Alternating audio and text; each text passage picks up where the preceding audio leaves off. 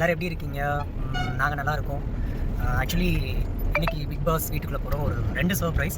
ஒன்று, நானும் பிரகாவும் again rejoin பண்ணது. செகண்ட் ஒன் திங் பார்த்தீங்க அப்படின்னா, பிக் பாஸ்க்குள்ளே நம்ம வீட்டுக்குள்ளே இன்றைக்கி உள்ளே போகிறோம். 2 மாதத்துக்கு முன்னாடி கன்ஃபார்ம் ஆயிடுச்சு. இதை பற்றின டீட்டெயில்ஸ்லாம் நான் போயிட்டு வந்து கொடுக்குறேன்.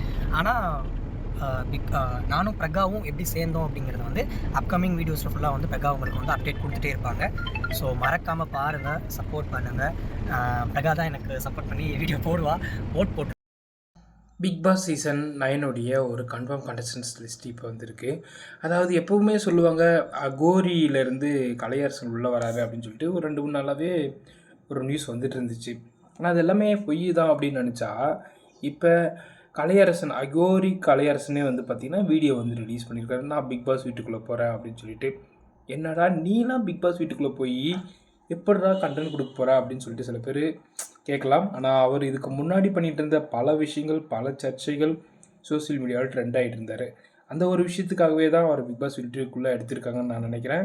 அவர் பிக் பாஸ் வீட்டுக்குள்ளே கண்டென்ட் கொடுப்பாரா, நீலாம் ஒரு ஆள் எதுக்கெல்லாம் பிக் பாஸ் வீட்டுக்குள்ளே வந்த அப்படின்னு நீங்கள் நினைக்கிறீங்களா அப்படின்னு சொல்லிட்டு மறக்காமல் கொண்டு சொல்லுங்கள். நெக்ஸ்ட் வீடியோவில் பார்ப்போம். Tata, bye by.